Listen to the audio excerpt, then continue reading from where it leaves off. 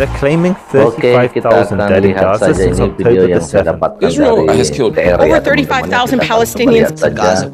But what Kita if I told tonton you dari this was a awal lie? sampai selesai. Stick around as I'm going to uncover the shocking truth Kebetulan behind ini these numbers. Let's lampu begin our padam investigation with Gaza's Ministry of Health, as they're the ones who publish the death toll. We take figures from the Gaza Health Ministry, which is our counterpart on dealing with the death tolls. But the question is, can we trust them? Doubts about their reliability first surfaced at the beginning of the war when they appeared to fabricate fatalities following an explosion at the Al Ahli hospital. Reports from the Hamas-run health ministry that as many as 500, possibly more, killed in this airstrike. This incident marked the beginning of a pattern of deception. In this short video, I'll show you 4 ways that the ministry's been deceiving the global media from the very beginning. Here's a list compiled by the Ministry of Health. It claims to show every person who died in Gaza since the 7th of October. The list includes the name, age, gender, and ID number from the Palestinian Population Registry. Pay close attention to this ID number, as it's key to proving that their numbers are fake. But before diving into the numbers, let's return to the Al Ahli hospital. The story of an explosion first broke at 7:30, and within minutes, Al Jazeera was reporting that the ministry had claimed that 500 people were killed. A few days after the incident, they published their first list of fatalities since the beginning of the war. If you look at this graph from their report, you can clearly see the alleged hospital deaths recorded in a large spike on the day of the explosion. But here's the catch. There's no way this explosion could have killed that many people. Look at this photo taken the following morning. It shows a rocket hit a car park, leaving a tiny crater and very little damage. Sure, there's fire damage to the cars nearby, but beyond that, except for a few broken windows and broken tiles, every building is intact. For 500 fatalities, people would need to be packed tightly into the blast area, which just isn't plausible in a car park. Tragically, there were fatalities, as displaced Palestinians had been sheltering in this area, but these casualties were in the dozens and not the hundreds. The ministry was clearly inflating the numbers to vilify Israel. Moreover, the rocket wasn't even fired by Israel, it was launched by Islamic Jihad and fell short, landing in the hospital car park. Now that we've seen how the ministry manipulates the figures, let's switch focus to the UN, as they're one of the primary authenticators of this data. Now, the UN have consistently relied on the ministry's figures, claiming over 35,000 casualties had been identified. But then, on the 30th of April, they were forced to revise down this number to 24,686 after the ministry revealed almost 11,000 of their recorded deaths hadn't been fully identified. Israeli news outlets quickly jumped on this dramatic revision, causing an uproar. But the UN were unfazed and insisted it was just a change in reporting, not a revision of the 35,000 figure.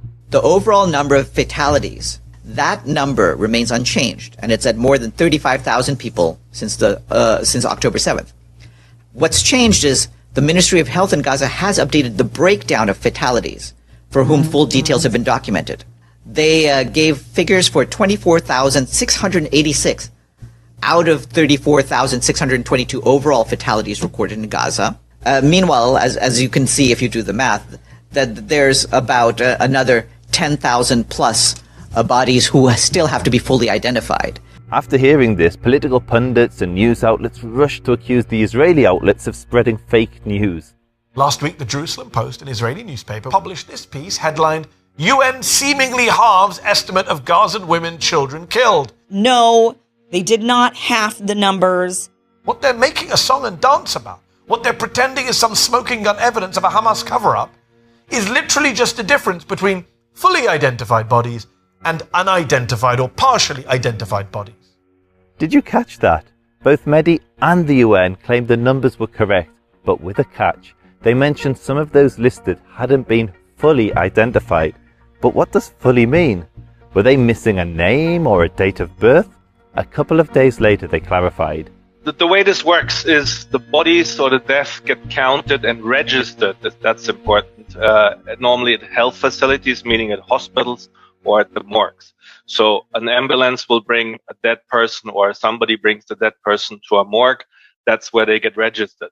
So as people are still under the rubble, dead in mass graves somewhere out there on the side of the road, couldn't get picked up in a conflict area. As long as all this is happening, there are still people out there which can't be identified. This accounts for the 10,000 that we know of, that the health ministry talks about, which are the approximately 10,000 not yet identified. This is a staggering admission. For weeks, the media insisted that over 35,000 bodies had been identified, but in reality, a third of those hadn't been identified at all. We're simply relying on the ministry to be honest after they've already been caught inflating the numbers. It gets worse. We analysed those people who were supposedly identified, and what we found will shock you.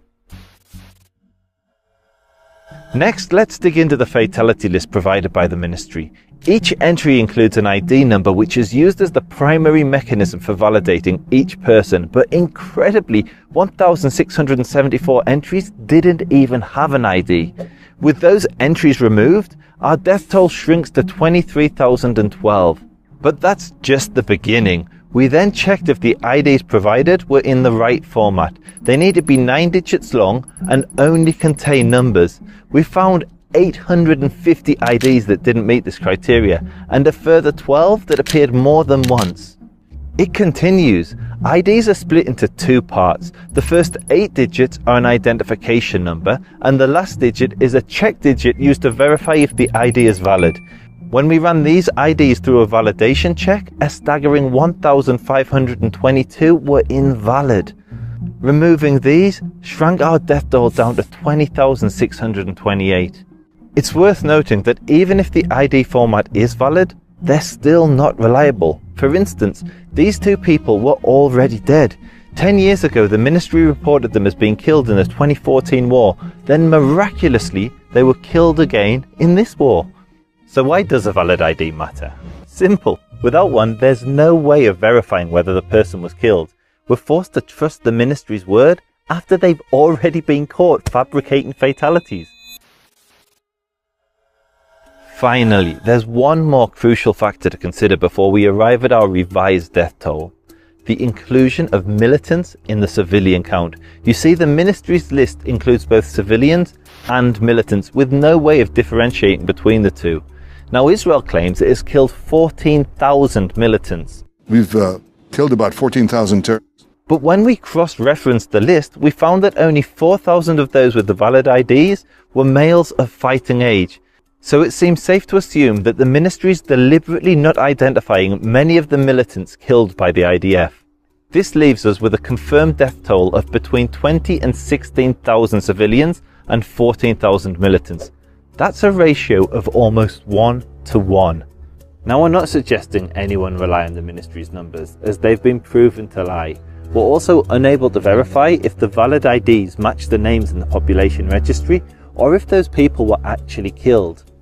But even if their data is accurate, rather than incriminate Israel, it demonstrates that Israel's achieved one of the lowest civilian to militant ratios of any major urban conflict. Let us know if you agree with our analysis in the comments below. Mereka mengklaim 35.000 orang tewas di Gaza sejak tanggal 7 Oktober. Israel telah membunuh lebih dari 35.000 warga Palestina di Gaza. Tapi bagaimana jika ini bohong? Tetaplah di sini, karena saya akan mengungkap kebenaran mengejutkan di balik angka-angka ini. Mari mulai penyelidikan kita dengan Kementerian Kesehatan Gaza, karena merekalah yang mempublikasikan jumlah korban tewas. Kami mengambil angka dari Kementerian Kesehatan Gaza, yang merupakan mitra kami dalam menangani jumlah korban tewas. Tapi pertanyaannya adalah apakah kita bisa mempercayai mereka? Keraguan tentang keandalannya pertama kali muncul pada awal perang. Ketika mereka tampaknya mengarang korban jiwa menyusul ledakan di Rumah Sakit Al-Ahli. Laporan dari Kementerian Kesehatan yang dikelola Hamas, sebanyak 500 orang, mungkin lebih, tewas dalam serangan udara ini.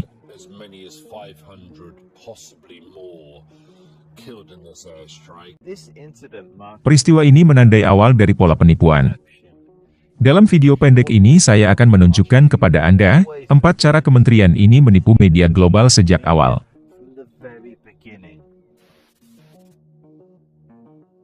Inilah daftar yang disusun oleh Kementerian Kesehatan, yang diklaim menunjukkan setiap orang yang meninggal di Gaza sejak 7 Oktober. Daftar tersebut mencakup nama, usia, jenis kelamin, dan nomor identitas dari daftar penduduk Palestina. Perhatikan nomor identitas ini dengan seksama, karena itu kunci untuk membuktikan bahwa nomor mereka palsu. Tapi sebelum membahas angka-angkanya, mari kita kembali ke Rumah Sakit Al-Ahli. Ceritanya ledakan pertama kali terjadi pada pukul 7.30. Dan dalam beberapa menit, Al Jazeera melaporkan bahwa kementerian telah mengklaim 500 orang terbunuh. Beberapa hari setelah peristiwa itu, mereka terbitkan daftar korban jiwa pertama mereka sejak awal perang. Jika Anda melihat grafik dari laporan mereka ini, Anda dapat melihat dengan jelas dugaan kematian di rumah sakit, yang tercatat di runcingan besar pada hari ledakan. Tapi masalahnya, ledakan ini tidak mungkin bisa memakan korban jiwa sebanyak itu. Lihat foto yang diambil keesokan paginya ini. Ini menunjukkan sebuah roket menghantam tempat parkir mobil, meninggalkan kawah kecil dan sedikit kerusakan. Tentu ada kerusakan akibat kebakaran pada mobil di dekatnya, tapi selebihnya, selain beberapa jendela pecah dan ubin pecah, semua bangunan masih utuh. Untuk korban 500 jiwa, mereka harus berkumpul di area ledakan, yang tidak mungkin terjadi di tempat parkir mobil itu. Tragisnya, ada korban jiwa saat pengungsi Palestina berlindung di kawasan ini. Tapi korbannya berjumlah puluhan dan bukan ratusan. Kementerian tersebut jelas membesar-besarkan jumlah untuk menjelek-jelekkan Israel. Apalagi roket itu ternyata bukan ditembakkan oleh Israel, tapi diluncurkan oleh Jihad Islam dan gagal, lalu mendarat di tempat parkir rumah sakit.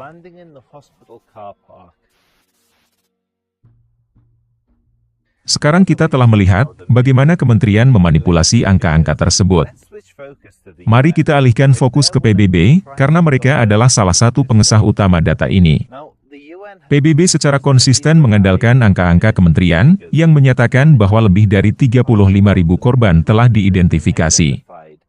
Tapi kemudian pada tanggal 30 April, mereka terpaksa merevisi jumlah ini menjadi 24.686.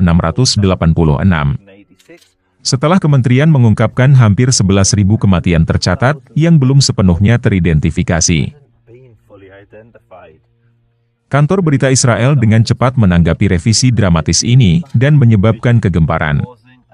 Namun PBB tidak terpengaruh, dan bersikeras bahwa hal itu hanyalah perubahan dalam pelaporan. Bukan revisi dari angka 35.000.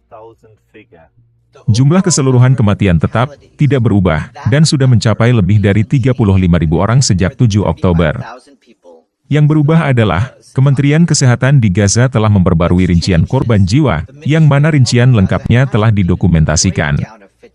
Mereka memberikan angka 24.686 dari 34.622 keseluruhan kematian yang tercatat di Gaza.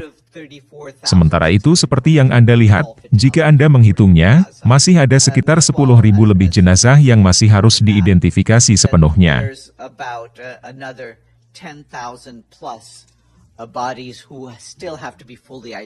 Setelah mendengar hal ini, para pakar politik dan kantor berita segera menuduh media Israel menyebarkan berita palsu. Minggu lalu, Jerusalem Post di surat kabar Israel menerbitkan artikel ini, dengan judul utama, PBB tampaknya memotong separuh perkiraan jumlah perempuan dan anak-anak Gaza yang terbunuh. Tidak, mereka tidak memotong separuh jumlahnya. Mengenai apa mereka membuat lagu dan tarian? Apa yang mereka pura-pura sebagai bukti bahwa Hamas menutup-nutupi bukti asap senjata, secara harfiah hanyalah perbedaan antara jenazah yang teridentifikasi sepenuhnya, dan jenazah yang tidak teridentifikasi atau teridentifikasi sebagian. Apakah Anda menangkapnya? Baik media maupun PBB menyatakan bahwa angka tersebut benar. Tapi dengan catatan, mereka menyebutkan, beberapa dari mereka yang terdaftar, belum sepenuhnya teridentifikasi. Tapi apa maksudnya sepenuhnya? Apakah mereka kehilangan nama atau tanggal lahir? Beberapa hari kemudian mereka mengklarifikasi. Cara kerjanya adalah, jenazah atau kematian, dihitung dan didaftarkan, biasanya di fasilitas kesehatan, maksudnya rumah sakit atau kamar mayat. Jadi ambulans atau seseorang akan membawa jenazah ke kamar mayat, di sanalah mereka didaftar. Sehingga orang-orang yang masih berada di bawah reruntuhan, kuburan massal, di suatu tempat di pinggir jalan, di daerah konflik, tidak bisa dijemput. Selama semua ini terjadi, masih ada orang di luar sana yang tidak dapat diidentifikasi. Ini menyumbang 10.000 yang kita ketahui, atau yang kita bicarakan dengan Kementerian Kesehatan, yang jumlahnya sekitar 10.000 belum teridentifikasi.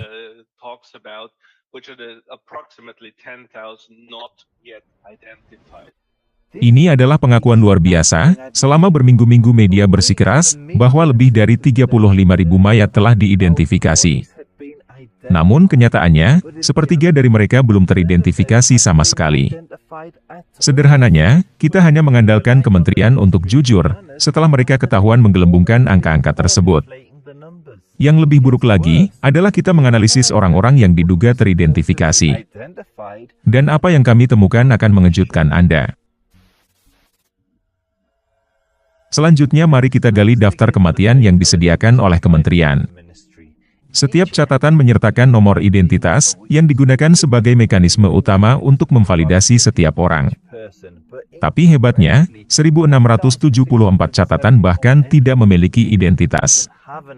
Dengan dihapusnya catatan tersebut, jumlah kematian kita menyusut menjadi 23.012. Tapi ini baru permulaan. Kami kemudian memeriksa, apakah identitas yang diberikan dalam format yang benar.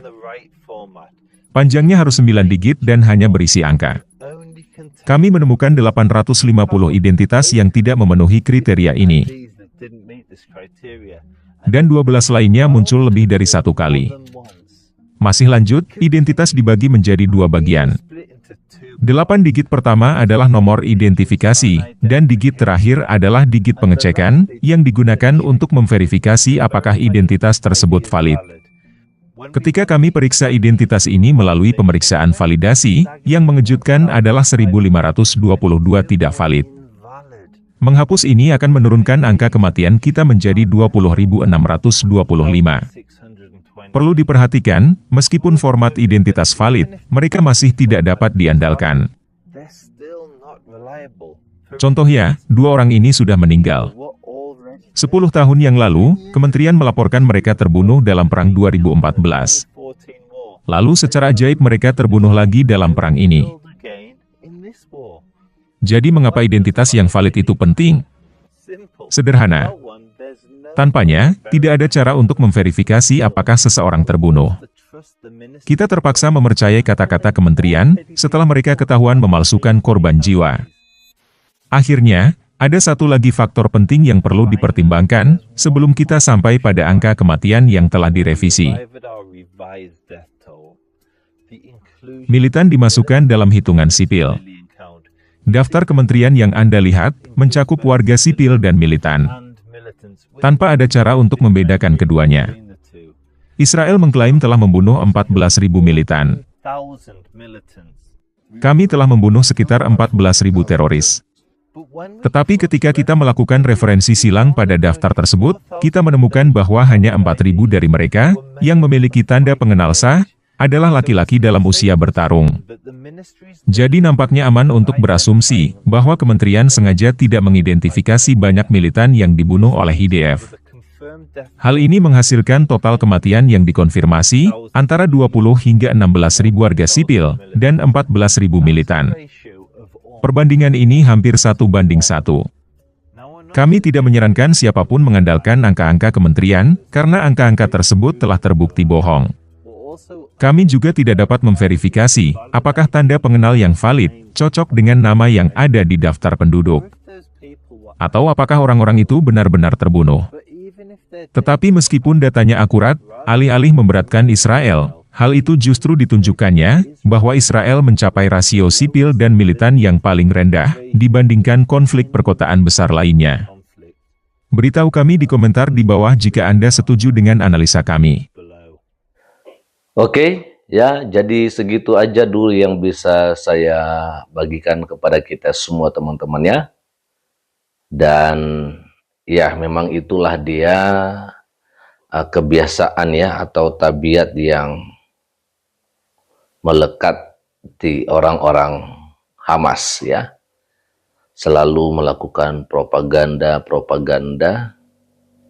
ya. Berita-berita bohong kita dapatkan di media-media yang ada di Indonesia, Yang intinya tentunya hal-hal yang seperti ini kita jangan terlalu cepat untuk mempercayainya, begitu ya. Ya, karena memang pekerjaan mereka seperti itu, ya, dan ya kita jangan termakan berita-berita hoax begitu teman-teman, ya. Kita amati terlebih dahulu dan kita lihat dari berbagai sumber kebenarannya, ya. Saya juga mengajak kita semua, kalau boleh lihatlah sumber-sumber yang bisa dipercaya, ya, sumber-sumber berita yang bisa dipercaya tentang konflik Israel Hamas yang hari-hari ini tentunya kita boleh dengarkan, ya, dan kita tonton bersama di berbagai sumber di media sosial, ya, di YouTube juga, ya, dan di media-media lain. Kalau di YouTube mungkin ya lihatlah ya yang netral, yang tidak memihak satu sama yang lain.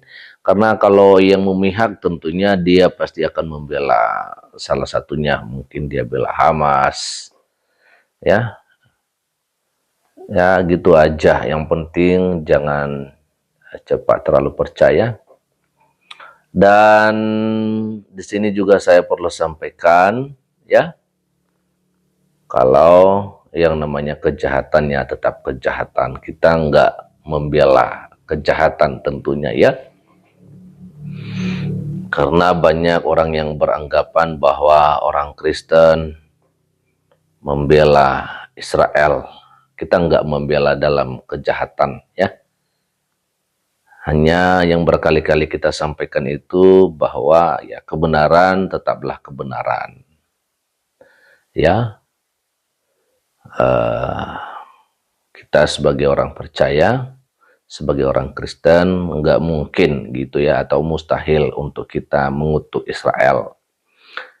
Ya, kita cukup mendoakan saja, ya, kita cukup mendoakan saja agar kiranya konflik Israel Hamas ini boleh cepat berakhir. Itu aja teman-teman, ya.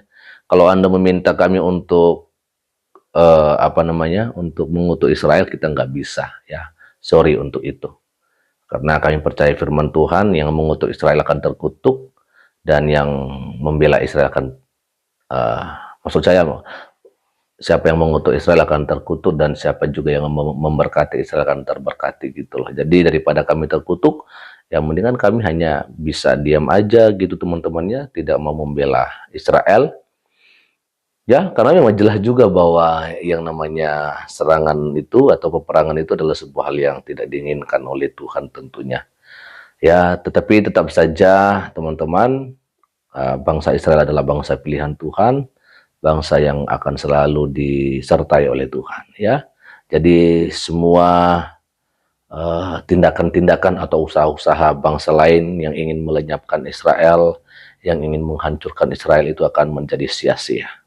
Ya, karena Allah yang hidup yang akan berperang untuk Israel, teman-teman. Oke, sekian saja dulu untuk sore hari ini. Kiranya Tuhan Yesus Kristus memberkati kita semua. Shalom, assalamualaikum warahmatullahi wabarakatuh. Om Swastiastu, Namo Buddhaya, salam kebajikan, dan salam Indonesia cerdas.